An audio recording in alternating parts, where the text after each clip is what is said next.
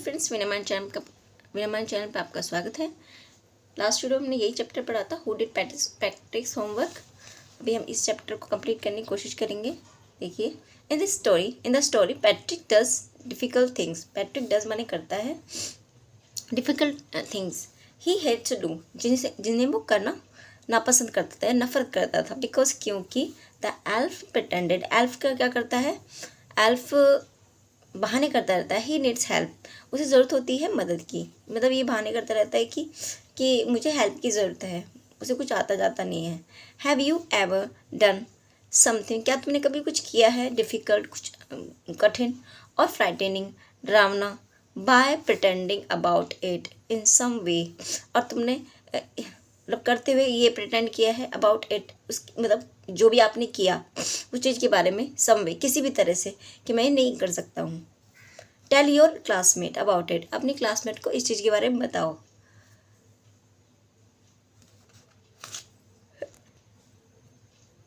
और अथवा से व्हाट यू फील, से माने कहो व्हाट यू फील, क्या महसूस करते हो।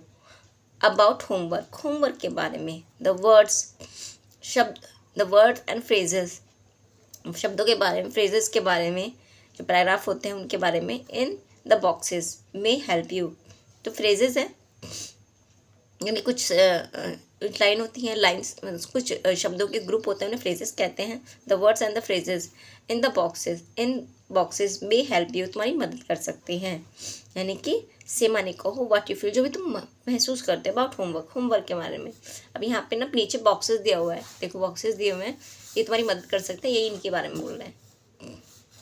डू यू थिंक, क्या तुम सोचते हो, इट इज़ यूजफुल, ये मतलब आपके इस्तेमाल करने योग्य हैं या फिर ये आपके काम के हैं। इवन तो, हालांकि, you may not like it, हालांकि हो सकता है तुम इसे पसंद ना करो, हो सकता है।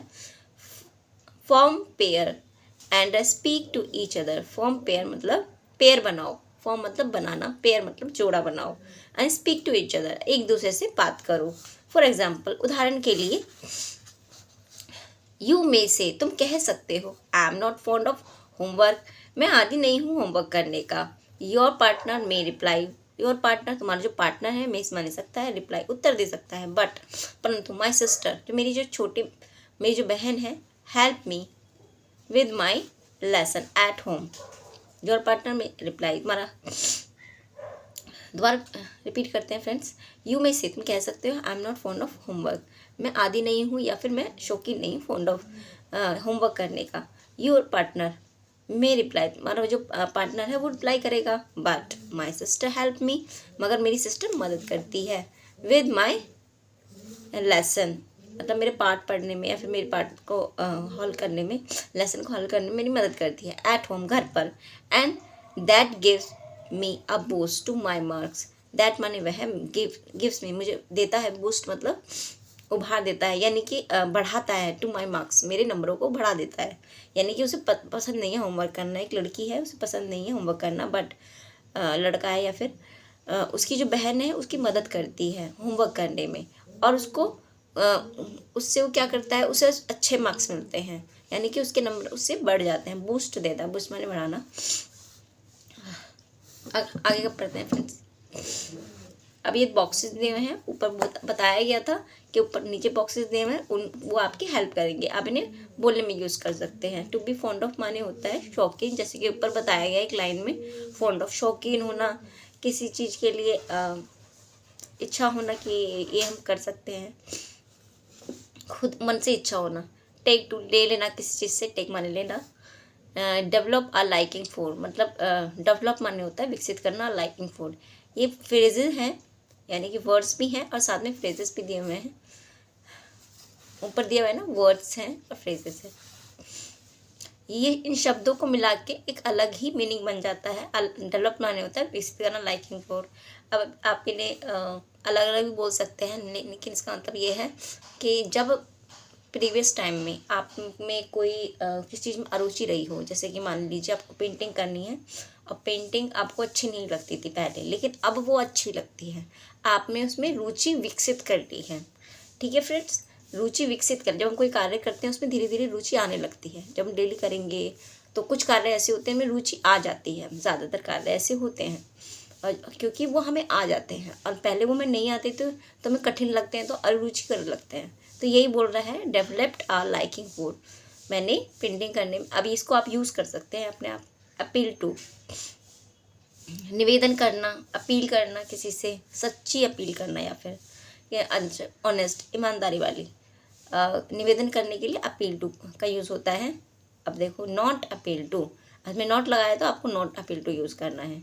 नॉट बी कीन ऑफ, मतलब किस चीज़ के लिए तीव्र उत्सुकता होना, कि मैं बहुत कीन डिज़ायर है मेरे लिए, मेरे मन में कि मुझे चॉकलेट मिल जाए। I am keen on for getting chocolate, मैं चॉकलेट खाने की बहुत शौकीन हूँ, या फिर मेरी बहुत तीव्र इच्छा है। Not have a test for, test for का मतलब है, टेस्ट माने होता है स्वाद वैसे, लेकिन हैव अ टेस्ट फॉर का मतलब होता है चलो इस काम को भी आप करके देख लीजिए। माने कि मैं जरूरी नहीं टेस्ट करना का मतलब किसी के खाने को ही चखना होता है। टेस्ट करने का मतलब ये भी हो सकता है, जैसे हमने कोई काम किया है, मैंने माना कि पास्ट में पेंटिंग करी है, लेकिन देखते हैं हम कुछ और कार्य भी कर सकते हैं। हम टीचिंग भी कर सकते हैं, बच्चों को अलग तरह से पढ़ा भी सकते हैं, इंग्लिश पढ़ा सकते हैं, मैथ पढ़ा सकते हैं। तो हम देखो ये कार्य भी हम करके देखते हैं, चलो हम कहीं जॉब करके देखते हैं। तो या मतलब अपना अपना टेस्ट है, तो हैव अ टेस्ट, मतलब इसको भी करके देख लीजिए। तो उसको भी टेस्ट करना हो गया ना, मतलब ये भी परीक्षण करना एक तरह से। सपोर्ट असिस्ट, अब देखो ये भी ग्रुप में ही दिया हुआ है। सपोर्ट असिस्ट में आता है गिविंग हेल्प, किसी की मदद देना, सपोर्ट देना, असिस्ट करना, और किसी को मदद देते हुए असिस्ट करना। With the aid of, with the aid of का मतलब होता है की सहायता से, थोड़ा बहुत लिखा हुआ भी हुआ है। हेल्प माने होता है मदद करना, ये इस पर्टिकुलर वर्ड है, ये वर्ड अलग है। Be a boon, blessing, be a Bloom मतलब होता है किसी के लिए ब्लेसिंग होना, या किसी के लिए आशीर्वाद होना। हाँ, माने कि आप किसी के लिए आशीर्वाद है। बी अ बून आप उसके लिए इस्तेमाल कर सकते हैं, लेकिन आपको अपने सभी ये जो वर्ड हैं अपने विवेक का इस्तेमाल करके अपने सेंटेंस में यूज़ करने हैं। Give a boost to, be more successful, give माने देना, अब बूस्ट ऑफ मतलब होता है, जैसे ऊपर लाइन में दिया हुआ है बूस्ट टू माई मार्क्स, उसने मेरे मार्क्स को बढ़ा दिया। तो यही मीनिंग है इसका। गिव अ बूस्ट मतलब किसी को प्रगति पे ले जाना, सक्सेस पे ले जाना, किसी काम को बढ़ा देना। ठीक है फ्रेंड्स, आगे देखते हैं क्या लिखा हुआ है। This story has a lot of rhyming words as a poem does. This story, इस स्टोरी में अ लॉट ऑफ बहुत सारे राइमिंग वर्ड्स हैं, यानी कि ऐसे शब्द हैं जिनको हम गा सकते हैं या फिर पोएम बना सकते हैं। राइमिंग वर्ड्स उनको बोलते हैं। एज अ पोएम डज, जैसे कि पोएम में होता है, कि कविता में होता है ना, कभी आपने कोई कविता बचपन में या अभी भी पढ़ते होंगे। कैन यू राइट, क्या तुम लिख सकते हो, राइट आउट सम पार्ट्स, कुछ भाग ऑफ इट, इसके लाइक अ पोएम, कविता की तरह। सो इसीलिए दैट के द राइम्स कम माने आता है एट द एंड, अंत में, of separate line, separate line of, अंत में आता है ऑफ सेपरेट लाइन। सेपरेट मतलब होता है बिल्कुल अलग लाइन के अंत में ही आता है। Rhyming comes at the end of the separate line. हाँ, जो लाइन्स होती हैं वो ज़्यादातर अंत का ही लिखा जाता है। फॉर एग्जाम्पल, अब ये बात आप मैंने जो बोल दी आपको समझ नहीं सकते जब तक एग्जाम्पल ना दिया जाए। फॉर एग्जाम्पल के तौर पर Patrick never did homework, Patrick ने कभी अपना होमवर्क नहीं किया। टू बोरिंग, बहुत बोरिंग था। ही सैड, उसने कहा। अब Patrick never did homework, too boring बहुत बोरिंग था, तो देखो टू बोरिंग लिख दिया, इससे पहले का उन्होंने नहीं लिखा। क्यों नहीं लिखा? क्योंकि रेमिंग वर्ड्स आ गया है। ही सैड, उसने कहा। He played basketball hockey and Nintendo instead, वह खेलता है basketball hockey and Nintendo instead, इसके बजाय वो नैंटिनो और बास्केटबॉल खेलता है। ये क्रेमिंग वर्ड्स हो गए, मतलब कुछ शब्द इसमें गायब कर दिए गए हैं।